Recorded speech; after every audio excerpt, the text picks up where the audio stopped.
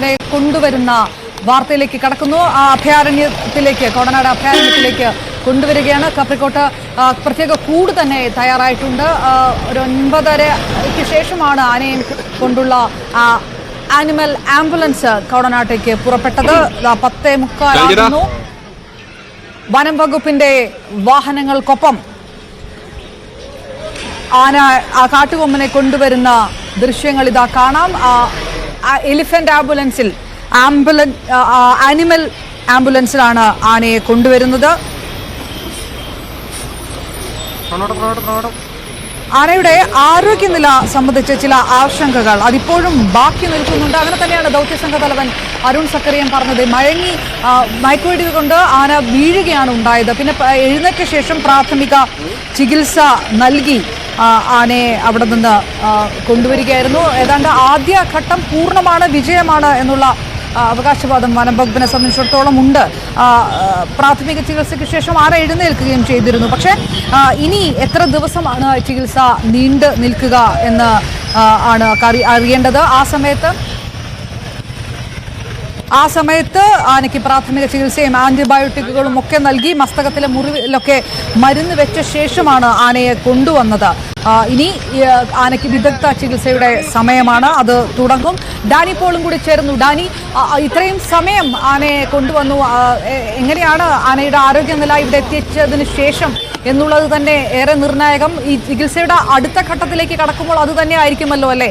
ആനയെ ആംബുലൻസിൽ നിന്ന് പുറത്തിറക്കുമ്പോൾ ഏത് തരത്തിലാണ് ആരോഗ്യനില എന്നതാണോ ഇനി ഉറ്റുനോക്കാനുള്ളത് ഈ സമയത്ത്? തീർച്ചയായും അപർണ പറഞ്ഞത് വളരെ പ്രധാനപ്പെട്ട ഒരു കാര്യം തന്നെയാണ്. ആനയെ ആംബുലൻസിൽ നിന്ന് പുറത്തേക്ക് ഇറക്കുമ്പോൾ അതിൻ്റെ ഒരു ആരോഗ്യസ്ഥിതി എന്താണ് എന്നതാണ് ഇനി ഏറ്റവും നിർണായകമാകുക. കാരണം അതിൻ്റെ ഒരു ചികിത്സ അടക്കമുള്ള കാര്യങ്ങൾ നൽകേണ്ടത് ഇനി ഇവിടെ വെച്ചാണ്. ഏതായാലും അത്തരം കാര്യങ്ങളിലെല്ലാം ഒരു തീരുമാനമുണ്ടാക്കുക ഇതിന് ആനയുടെ ഒരു പരിശോധനകൾക്ക് ശേഷമാണ്. വൈദ്യപരിശോധന അടക്കമുള്ള കാര്യങ്ങൾ വെറ്റിനറി വിഭാഗത്തിൻ്റെ അത് പൂർത്തീകരിക്കേണ്ടതുണ്ട്. അതിനുശേഷം മാത്രമായിരിക്കും അത്തരം കാര്യങ്ങളിൽ ഏത് രീതിയിലുള്ളൊരു ചികിത്സ ഉറപ്പാക്കണം എന്നതെല്ലാം തന്നെ നൽകാനായിട്ട് സാധിക്കുകയുമുള്ളൂ. എന്തായാലും അതിനുള്ളൊരു സജ്ജീകരണങ്ങളെല്ലാം തന്നെ ഇവിടെ ഒരുക്കിയിട്ടുണ്ട്. വൈകാതെ അതിൻ്റെ ഒരു കാര്യത്തിലേക്കെല്ലാം തന്നെ അവർ കടക്കുകയും ചെയ്യും. ഇതിൽ ഏറ്റവും പ്രധാനപ്പെട്ടത് ഡോക്ടർമാർ പറയുന്നത് ഇതിൻ്റെ ഒരു ആരോഗ്യസ്ഥിതി, അത് കഴിഞ്ഞ കുറേ നാളുകളായി അതിന് ആരോഗ്യ പ്രശ്നങ്ങളുണ്ട്. ആ ആരോഗ്യ പ്രശ്നങ്ങളിൽ നിന്നുകൊണ്ട് തന്നെയാണ് ഇപ്പോൾ ഈ മയക്കുവെടി അടക്കം നൽകിയിരിക്കുന്നത്. അപ്പോൾ അത് ഒരു സങ്കീർണതകൾ വർദ്ധിപ്പിക്കുമോ എന്നൊരു ആശങ്ക എല്ലാവരിലും തന്നെയുണ്ട്. ആ ആശങ്ക അത് ഡോക്ടർമാർ ഇതിൻ്റെ ഒരു പരിശോധന പൂർത്തിയാക്കിയതിന് ശേഷം മാത്രമേ അത് കഴിയുകയുള്ളൂ. അത് കുറച്ച് സമയവും എടുക്കുന്ന ഒരു കാര്യം തന്നെയാണ്. എന്തായാലും അത്തരം കാര്യങ്ങളിൽ ഇന്ന് വൈകുന്നേരത്തോടുകൂടി ആനയുടെ ആരോഗ്യസ്ഥിതി സംബന്ധിയായ കാര്യങ്ങളിൽ ഒരു വിശദീകരണം ഇവരുടെ ഭാഗത്ത് നിന്ന്, വെറ്റിനറി വിഭാഗത്തിന്റെ ഭാഗത്തു നിന്ന് ഉണ്ടാകുമെന്നാണ് നമ്മൾ പ്രതീക്ഷിക്കുന്നത്.